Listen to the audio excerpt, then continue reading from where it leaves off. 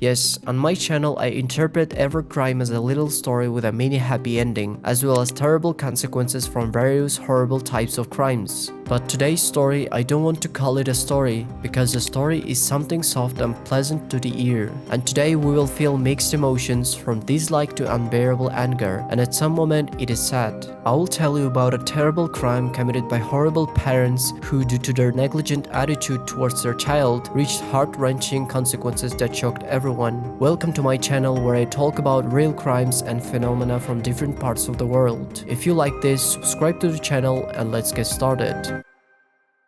To understand this story, we need to explore the town of Slaughter in the state of Louisiana, USA. The town, frankly speaking, was very quiet and the neighbors got along well with each other. But if you look deeper, they didn't like to share secrets with each other, or when something terrible happened in a family, they preferred to remain silent rather than call 911 or seek help. In this town in 1986, a girl named Lacey Ellen Fletcher was born to Clay and Sheila Fletcher. Lacey was a wanted child for her parents. Her parents, Clay and Sheila, were highly respected among the residents of their small town. Sheila was involved in a local politics and Clay worked for a non-profit charitable organization. For the first few years, both parents loved the child very much, spending all their free time with their long-awaited daughter, and Lacey grew up and developed as an ordinary child during this time. But everything changed when the girl turned 9 years old. She was diagnosed with autism. At first, the parents didn't believe or didn't want to believe it, because the girl behaved like an ordinary child, went to a regular school and even played sports. And therefore, the mother and father were against transferring their daughter to a special school. The girl continued to attend a regular school at the old Brownfield Baptist Academy and played sports. Teachers and coaches spoke of her as a smart and diligent student and often set her as an example for other children. And yet Lacey Fletcher perceived the world a little differently. In her teenage years, Lacey began to suffer from social anxiety. She hardly smiled and looked less and less like the kind, radiant girl that many were used to seeing. She was sad all day long, and growing up seemed frightening and incomprehensible to her, and she didn't grow up as quickly as her peers. Unlike her peers, she still loved watching children's movies and playing with toys, and because of this, she began to lose her friends and faced constant bullying, while her former friends began to develop typical teenage interests. This prompted Sheila and Clay to take her out of school and choose homeschooling. After finishing school, her classmates moved away. Some found work in another city, while others started their own families. Little Lacey was forgotten by everyone, and she suddenly disappeared. According to neighbors, many saw the girl for the last time when she was about 21 years old. When some tried to find out how Lacey was doing, whether she had gone to college or gotten married, her father would only briefly say, "She is fine." On January 3rd, 2022, a call was received by the emergency services. It was Sheila Fletcher, Lacey's mother. She immediately informed emergency services that they needed to come to their house urgently because something had happened to Lacey. She provided the address without giving any further details. The police arrived at the family's house promptly, but as soon as they stepped over the threshold, they smelled a wildly unpleasant odor, as if the house hadn't been cleaned for 100 years. Not understanding anything, the police nevertheless entered the house and, approaching the sofa, saw something horrifying that made the police and other personnel feel uneasy. They saw that Lacey, who was 36 years old at the time, was dead.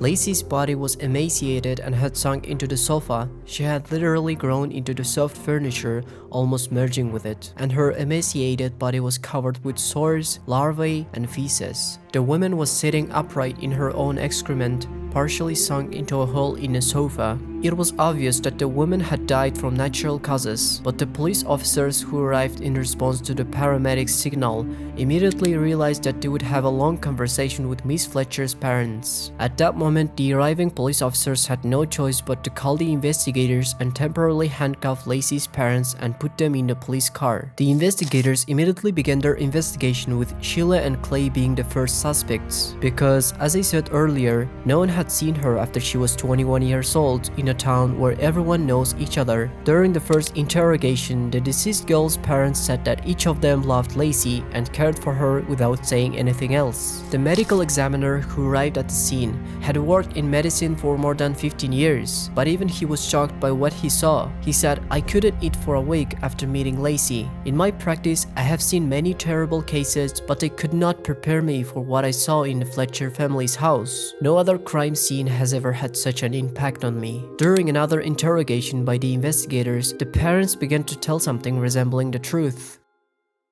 According to the mother, after 9th grade, her daughter's autism allegedly worsened and she was homeschooled. After finishing school, the girl began to develop locked-in syndrome, which is characterized by almost complete paralysis. A person with this diagnosis cannot change facial expressions, move independently, speak, or communicate. They can only move their eyes up and down and blink. However, perception and mental function remain intact. This means that if Lacy indeed had this syndrome, she had been fully conscious since she was 19-20 years old, but did not receive the necessary medical care to alleviate her condition. According to medical records, the parents consulted a psychologist in 2000 when their daughter was 14 years old. They saw the same doctor again only 10 years later, and that was the last time the psychologist heard from the family.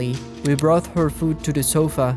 She was in her right mind and could make her own choices, so we didn't need to call a doctor. Besides, she never complained about her ailments," said the parents. The senior Fletchers did not admit their guilt. They tried to convince the investigation that they were helping their daughter as best they could. However, there were no entries in Lacy's medical record from the age of 16. This means that for 20 years, the girl supposedly with a severe form of autism was not shown to specialists even once. The doctors who examined the body immediately said that Lacy likely suffered extreme pain because she had literally grown into the sofa. From around the age of 19, the girl, fully conscious, did not receive the necessary assistance she urgently needed. The medics who found the woman reported that at 36 years old, she weighed only 30 kilograms, and her body had ulcers and bed sores for many years. Much of what the experts noted in the reports about the patient's conditions is too horrific to quote. Dr. Yulbecum stated that Lacy's causes of death were chronic malnutrition, acute starvation, immobility, formation of acute ulcers, osteomyelitis, and sepsis. After Lacy's cognitive health deteriorated, making her unable to leave the house, Sheila and Clay left her on the sofa, placing towels nearby to make it easier to clean up her feces and urine. The rest of their house was well maintained, except for the sofa, which Lacy was unable to get up from. Over time, Lacy's clothes no longer fit her, just slipping off her body. Clay and Sheila often went on vacation for several days, leaving her to starve. Her muscles atrophied, and parasites began eating her limbs under the sofa, leaving mouse droppings and larvae to multiply in the space. There were signs she tried to get up from the sofa to escape the pain, but due to severe malnutrition and muscle atrophy in her legs, she couldn't. She suffered from hunger and bone infections, which eventually led to sepsis, causing her death. She had feces and sofa cushion materials under her nails and in her stomach contents, indicating that she tried to survive by eating whatever was around her before dying on the sofa while shortly after Clay and Sheila went on a vacation. Both the police and medics concluded that the parents did not provide their child with adequate help for at least the last 15 years. Her death was officially ruled a homicide due to gross negligence. On the day Lacy died, her parents simply left her another state to visit friends, leaving her completely alone without food and water. When they returned, they had to call 911, which led to negligent parents who had caused their own daughter's agonizing death, not being able to get away with it for long. Sheila and Clay Fletcher were charged with second-degree murder. The evidence presented in court included photographs and videos of the deceased woman's physical state and living conditions. The visual evidence was so gruesome that medics were stationed outside the courtroom, ready to assist anyone who became ill. The parents of the deceased girl did not plead guilty. However, the jury was preparing to deliver a verdict, but something unexpected happened. District Judge Catherine Jones dismissed the murder charges against the Fletchers, citing a technicality in the indictment's wording. Clay and Sheila were released on $600,000 bail, but in June 2023, a grand jury re-indicted Sheila and Clay for murder. On February 6, 2024, Sheila and Clay pleaded no contest in exchange for reducing the charge to a lesser offense of involuntary manslaughter. Had they been found guilty of second-degree murder, they would have faced mandatory life imprisonment without the possibility of parole. The prosecution stated its intention to seek the maximum penalty for involuntary manslaughter of 40 years in prison, still aiming for effective life sentences for Sheila and Clay. On March 20th, 2024, they were sentenced to 20 years in prison with a subsequent 20-year probation period. To this day, no one familiar with the Fletcher family case understands why the parents did this to their only daughter. The mother and father still insist they did everything for Lacy, yet they cared for their pets better than their own daughter. But the impartial medical report states that the woman died from starvation and total medical neglect. To be honest, despite her diagnosis, Lacey Fletcher could have had a full life. It's very sad that Lacy's youth and entire life were spent on that sofa. Like everyone else, I'm not convinced that the parents claiming to care for her well did everything they could. Even if you love her, why wouldn't you at least put the girl in the good hands in specialized organizations, which are abundant in the USA? And although it is truly harsh to just hand over your daughter to unknown people compared to the fate the girl endured all this time, I would consider it a much better option for Lacy. Lacey Fletcher's case serves as a reminder of the vulnerability of the people with disabilities and the catastrophic consequences of neglect and abuse. It has sparked widespread outrage and calls for reform in how society cares for its most vulnerable members. The emotional toll on those involved in the investigation is immeasurable, highlighting the need for greater support for those tasked with confronting such unspeakable horrors. Write your opinion in the comments. I'm interested to read them. Thank you all for watching. Goodbye.